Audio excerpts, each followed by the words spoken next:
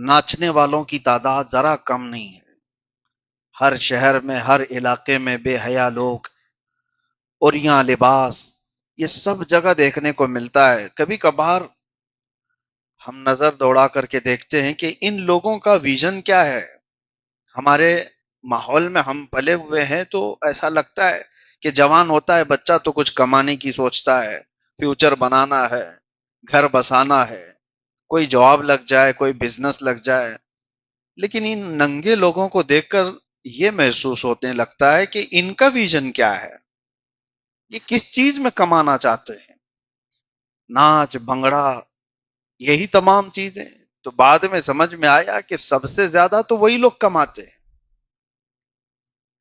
وجہ کیا ہے؟ عیاش لوگوں کی آمدنی بہت زیادہ ہے، جسم بیچنے والوں کی آمدنی بہت زیادہ ہے۔ محنت کش، جفا کش لوگ جو دن بھر محنت کرتے ہیں ان کی آمدنی قلیل ہے۔ ایک اعتبار سے دیکھا جائے تو گزر بسر کرنے والی، اور ان کے پاس راتوں میں بھی دن میں بھی بے تحاشا مال کی برسات ہو رہی ہے۔ پھر پتہ یہ چلا کہ ان کا بزنس، ان کا کاروبار جو چلتا ہے اس کی وجہ کیا ہے کہ یہ پوری دنیا تماشا دیکھنے میں سب سے زیادہ عادی ہے اور اس کو انٹرٹینمنٹ چاہیے۔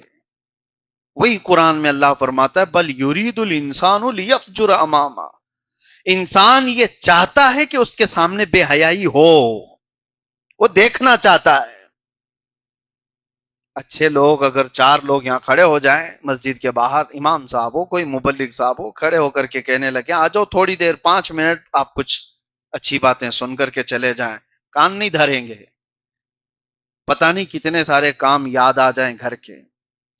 لیکن اگر کسی کا جھگڑا ہو رہا ہو، کسی کی بائک سے ٹکر لگ گئی، وہ آپ کو بنا دعوت کی ہوئے وہاں بھیڑ جمع آتی ہے، کوئی بلایا نہیں ہے، زبردستی کھڑے ہو جاتے ہو۔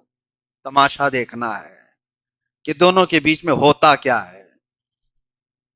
جہاں کہیں بے حیائی ہو رہی ہو وہاں پہ بھی بھیڑ ہو جائے گی، ننگے لوگوں پر نظر جلدی اٹھے گی، سیدھے لوگوں کی طرف لوگ نظر بھی نہیں رکھتے ہیں، وہ اپنے گردن جھکا کر نکل جاتے ہیں۔ تو پتہ یہ چلتا ہے کہ انسان کی فطرت میں آئی چیز ہے۔ بے حیائی دیکھنا چاہتے ہو اس لیے دنیا کا بزنس بڑا ہوا ہے، وہ عیاشی دکھانا چاہتے ہیں۔ آج آپ کو پتہ ہے کھیلوں کے میدان میں دنیا کی سب سے بڑی کمائی، فلموں کے میدان میں سب سے بڑی کمائی، وہ کون سی چیز ہے جو دنیا کو ترقی دینے والے کام کر رہے ہوں؟ کوئی فلم بنانے والے، ناچ گانے والے، وہ سٹار ہیں، سیلیبریٹی ہیں۔ وجہ کیا ہے؟ وہ کیا کام ایسا کر رہے ہیں جس سے بہت بڑی ترقی ہو رہی ہو، انفراسٹرکچر ٹھیک ہو رہا ہو، کچھ ہو رہا ہے؟ کوئی تو ایسی چیز نہیں ہے، وہ انٹرٹینمنٹ بول کر کے کر رہے ہیں۔ کیا آپ کو مزہ دینے کے لیے ہم یہ کر رہے ہیں؟ گانے والی ہو، گانے والا ہو، ناچنے والی ہو، ناچنے والا ہو، وہ بول کر کے کر رہے ہیں کہ آپ کو تھوڑی دیر کے لیے مزہ دینے کے لیے ہم کر رہے ہیں۔ تو دنیا کو یہ مزہ دینے کے لیے وہ سارے کام کیے جا رہے ہیں، ان کی کمائی بے حساب۔ کھیلنے والے یہ دن بھر دوڑ رہے ہیں بیچارے، دھوپ میں، میدانوں میں، ایک فٹ بال پہ پتہ نہیں کتنے کک مار رہے ہوتے ہیں، ادھر سے ادھر، ادھر سے ادھر، 1.5 گھنٹے ناچتے رہتے ہیں، کھیلتے رہتے ہیں۔ پوری دنیا اس پر جمع ہے۔ آپ کو پتہ ہے کرکٹ کے میدانوں میں بے حساب کمائی۔ میں یہی سوچتا رہا کہ یہ سارے لہو و لعب سے اتنا بڑا بزنس جس میں بڑے بڑے لوگ شامل ہیں، بڑے بڑے پیسے لگے ہوئے ہیں اور پیسے نکال رہے ہیں، یہ سب کا بزنس بناتا کون ہے؟ وہی انسان کی فطرت جو بے حیائی دیکھنا چاہتی ہے۔ بل یرید الانسان لیفجر اماما، انسان یہ چاہتا ہے کہ اس کے سامنے بے حیائی ہو، تماشے ہوں۔ اور میرے عزیزو یہی وہ نقطہ ہے جہاں پر میرے مصطفیٰ کریم صلی اللہ علیہ وسلم نے روک لگائی تھی۔ یہی وہ چیز ہے، اس گندگی کو جس وقت انسان اپنے اندر سے نکال پھینکے گا۔ ارے مدینے میں بات یاد آتی ہے، مولانا جلال الدین رومی لکھتے ہیں ایک بانسری بجانے والا تھا اور اتنی سریلی بانسری بجاتا تھا کہ لوگ مدہوش ہو جاتے تھے۔ سنتے تھے.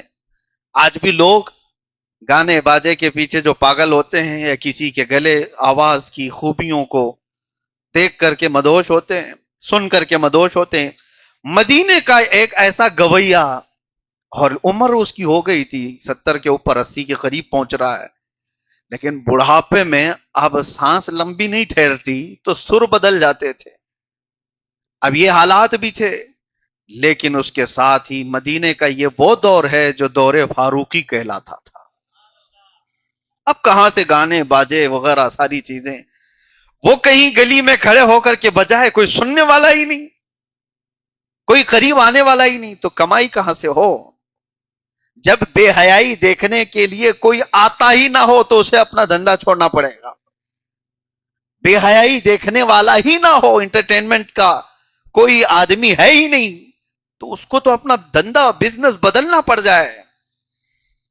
مثال کے طور پر ہوٹل کھول کر کے رکھا ہے آپ نے, کوئی آتا ہی نہیں کھانے کے لیے, تو کیا اس کو زبردستی چلایا جائے گا؟ نہیں. جب گراہک نہ ہو تو آدمی کو بدلنا پڑتا ہے. دنیا انٹرٹینمنٹ کے میدان میں بہت ترقی کے ساتھ آگے بڑھ رہی ہے, تو اس کا مطلب ہے کہ بے حیائی دیکھنے والوں کی تعداد بھی بڑھ رہی ہے. بے حیائی یہ زیادہ دیکھنا چاہتے ہیں. اور آپ کو پتا ہے انٹرنیٹ کی دنیا میں سب سے زیادہ پورن سائٹس کمائی کرتی ہیں. لاکھوں کروڑوں میں نہیں, وہ اربوں ڈالر میں کمائی کرتی ہیں. اور انٹرنیٹ کا جو یوز کرنے والے, کنزیوم کرنے والے لوگ ہیں, اس میں سے اگر سارا ڈیٹا نکالا جائے کہ کتنا زیادہ کون سی چیزیں یوز ہوتی ہیں, تو 70% بے حیائی دیکھنے میں خرچ ہوتا ہے. بلکہ اس سے بھی زیادہ کا ڈیٹا ہے. میں بات کر رہا تھا اس گویے کی جو مدینے میں بانسری بجاتا تھا. ایک دن ایسا ہوا کہ لوگ اب کوئی سننے والے ہی نہیں رہ گئے, کھانے پینے کے واندے ہو گئے. کہاں سے کھائے, کہاں سے کمائے. اور تھکا ہارا وہ بندہ جنت البقیع میں آیا قبرستان. رات کا وقت تھا, اپنی بانسری توڑ دیا. کہا کہ اب میرے گانے سننے والے لوگ ہی نہیں رہے, اب بانسری بجانے کا کوئی مطلب ہی نہیں رہا, توڑ کر کے پھینک دیا. لیکن ساتھ میں یہ روتے ہوئے عرض کیا کہ مولا میرے بڑھاپے پر رحم کر, میرے اس بڑھاپے پر رحم فرما. میں نے زندگی بھر یہ گانے گا کر لوگوں سے پیسے کمائے یا بانسری بجا کر کمائے, لیکن آج تیرے دربار میں واپس آ جاتا ہوں. اگر میں رحم کرنے کے قابل ہوں تو میرے کھانے پینے کا تو انتظام ہو جائے, ورنہ پھر میں تو قبرستان میں ہی کھڑا ہوں, مجھے موت دے دے. میں قبرستان میں کھڑا ہوں تاکہ پھر کسی اور کے اوپر بوجھ نہ بنے, اور یہیں سے میں چلا جاؤں, ختم ہو جاؤں. روتے روتے وہ جنت البقیع میں گر گیا. وہ تو ارحم الراحمین ہے مولا, دور فاروقی ہے. سیدنا عمر ابن خطاب رضی اللہ تعالیٰ عنہ مسجد نبوی میں آرام کر رہے تھے. خواب میں رسول پاک صلی اللہ علیہ وسلم تشریف لائے. کہا عمر اٹھو, جلدی اپنے گھر سے کچھ کھانا پانی لے کر جنت البقیع میں جاؤ, اللہ کا ایک محبوب بندہ وہاں پر بھوکا ہے, اسے کھلا دو. حضرت عمر فاروق نیند سے بیدار ہوئے, گھر میں گئے, جلدی سے توشہ لیا, اور جو میسر تھا لے کر دوڑے دوڑے آئے. کوئی اللہ والا ہے, کوئی اللہ والا ہے, مصطفیٰ کا فرمان ہے, اللہ کا حکم ہے. جنت البقیع جب پہنچے ڈھونڈتے رہے, کوئی دکھا نہیں, لیکن کسی کی سرسراہٹ نظر سنائی دے رہی تھی, سانسوں کی. آپ قریب گئے تو دیکھا ایک بوڑھا غش کھائے ہوئے گرا ہوا تھا. اس کو اٹھایا, کہا کون ہو, کہاں سے ہو. اب وہ دیکھا تو حضرت عمر فاروق کو اور ڈر گیا کہ یہ تو کوڑے مارنے کے قریب پہنچ چکا ہوں, کیونکہ حضرت عمر فاروق رضی اللہ تعالیٰ عنہ کے ہاتھ میں ایسے لوگ ملتے تو پھر ان کو چھوڑتے بھی نہیں تھے, برابر سزا دیتے تھے. اس کو پکڑ کر کے اٹھایا اور کہا تو وہ گویا نہیں ہے, بانسری بجاتا تھا. کہا ہاں ہوں, میں ہی ہوں. پکڑا گیا آج. کہا نہیں, میں نے بانسری توڑ دیا, ختم کر دیا. لیکن آپ یہاں اس رات میں کیوں آئے؟ کہا مجھے اب یہ تو نہیں معلوم, مجھے یہ تو نہیں معلوم کہ تو نے کیا ہے, لیکن خواب میں مصطفیٰ نے حکم دیا کہ تجھے کھانا کھلایا جائے. اور اللہ نے میرے نبی کو حکم دیا ہے لے جلدی کھانا کھا لے. وہ بوڑھا چیخ مار کر کے گر گیا نیچے.